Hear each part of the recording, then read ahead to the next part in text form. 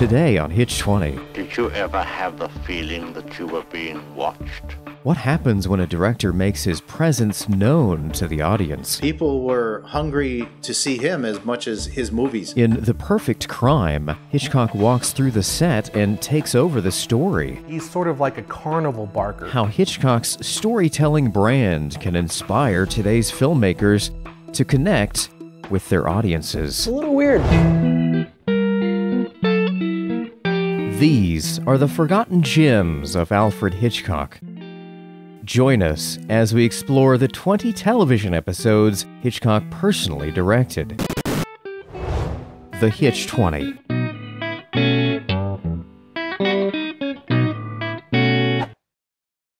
Financial support for Hitch20 is provided by GlideCam, world-class camera stabilizers. We also enjoy the inspiration of subscribers like you. Thank you.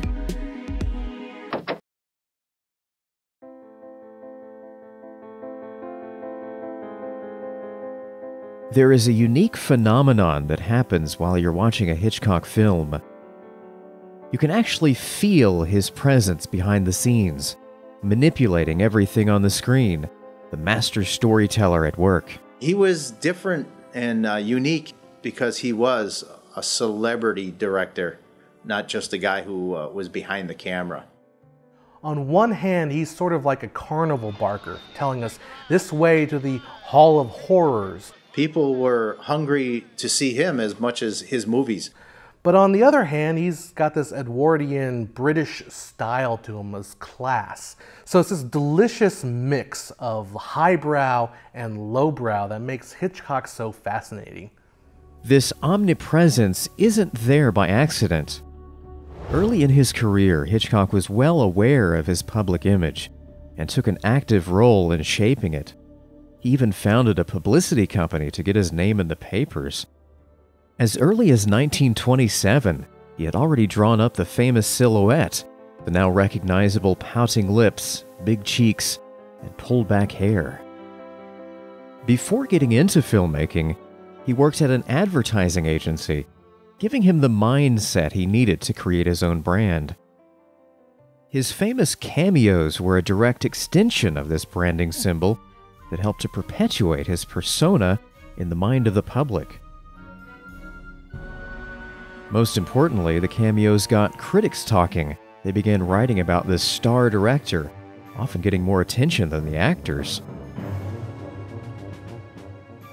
To further fuel the fire, he intentionally planted stories about his weight, anything to get people talking about his brand.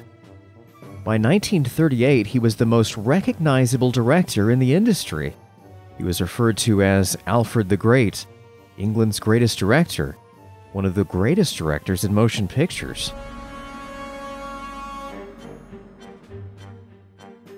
And what about all those famous interviews you see where he's explaining the secrets of suspense? This was by design as well, to perpetuate his image as a sort of mad scientist genius or cinematic magician. In the 1930s, he began holding lectures on the art of suspense. Even the title Master of Suspense was most likely his own creation. All a clever media strategy. Today, his persona is so intimately weaved into his films that we can't help but feel his presence. Now, if you will look through the keyhole with your other eye... But it was his stand-ups on Alfred Hitchcock Presents in more than 200 episodes that solidified his image in the cultural consciousness. Good evening, ladies and gentlemen, and Dr. Watson, wherever you are.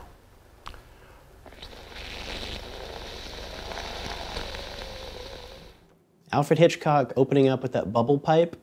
It's a little weird. It's a little weird. It added a little bit of a chuckle before the episode and a little bit of a chuckle at the end. To me, they're almost the best part of the episode, to get that little bit of time with the master himself. But Hitchcock always added a little bit of humor. He was a humorous guy. He liked humor, and his jokes were generally pretty bad. But I think that's what made his intros and his outros kind of entertaining. No, this isn't it. I don't know why I keep it. I don't think it's any good anymore. It's been used. I am the main course. It would be horrible to go through this and be nothing but an hors d'oeuvre. I suppose you're as surprised as I was to see a money tree like this. The ones I've seen have always been much taller.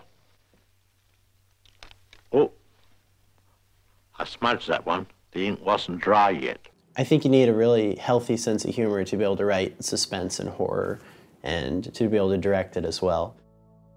While introducing each episode, he made jokes about the relationship between the TV set and the viewer, a reflexivity and self-awareness that created intimacy. People got used to seeing him every Sunday night at 9:30. I am prepared to repair your set. It only stands to reason. More can be accomplished working from the inside out than from the outside in. Let's see. Perhaps I should tighten this a bit. On second thought, it looked very good the way it was.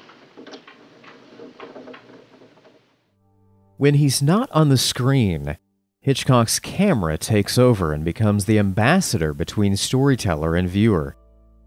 As you can see in this introduction to The Perfect Crime, his camera movements have a presence and a personality.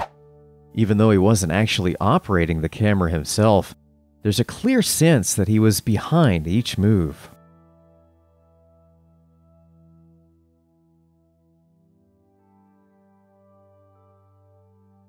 As Charles walks away from the camera and answers the door, Hitchcock chooses to stay with this shot, giving us a sense that we're actually in the room and we're listening in on their conversation. Ship was late docking, and I just saw the newspapers. Haven't I seen you somewhere before? I'm John Gregory. Oh, yes, of course. Do come in. Thank you.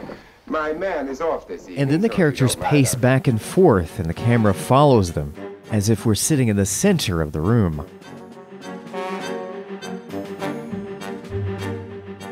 When the murder takes place, the camera is eerily close and even pushes in, almost like the camera is reaching out to help.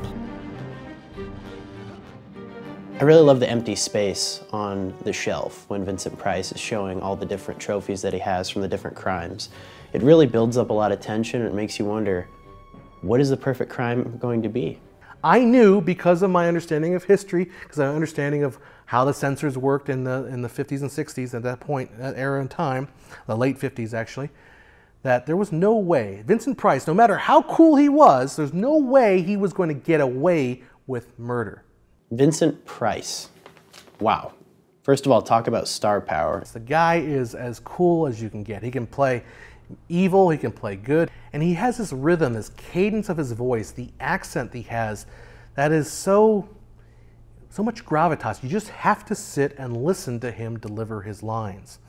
Murder never seems to evoke the best efforts of the best minds. That's some good dialogue. And sure enough, who comes in to right the wrong? Alfred Hitchcock at the very end. The Perfect Crime is especially notable because Hitchcock walks through the set at the end of the show and reveals the plot twist himself. Without this, the episode could have been quite benign. Could a modern director do this with an episode of a show? I'm not sure you could pull it off. I don't think Quentin Tarantino could come at the end of The Hateful Eight and say, oh, guess what? None of this matters because this is how it ends.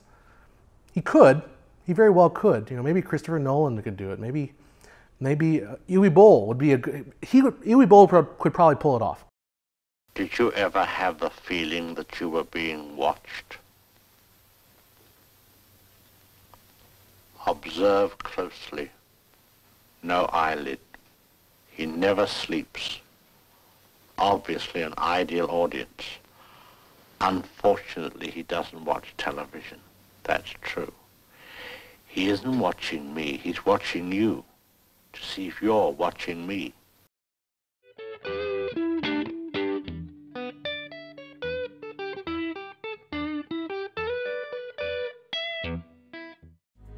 Those Hitchcockian long takes just got easier with the versatile, lightweight GlideCam stabilizer. GlideCam gives you the smoothest, flowing cinematography with easy operation. GlideCam, the name and future of camera stabilizers.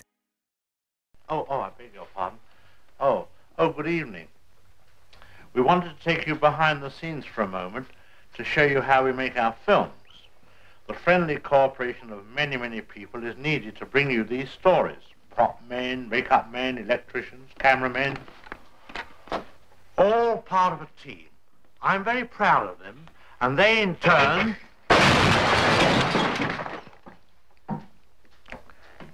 You know, I sometimes consider getting out of this business.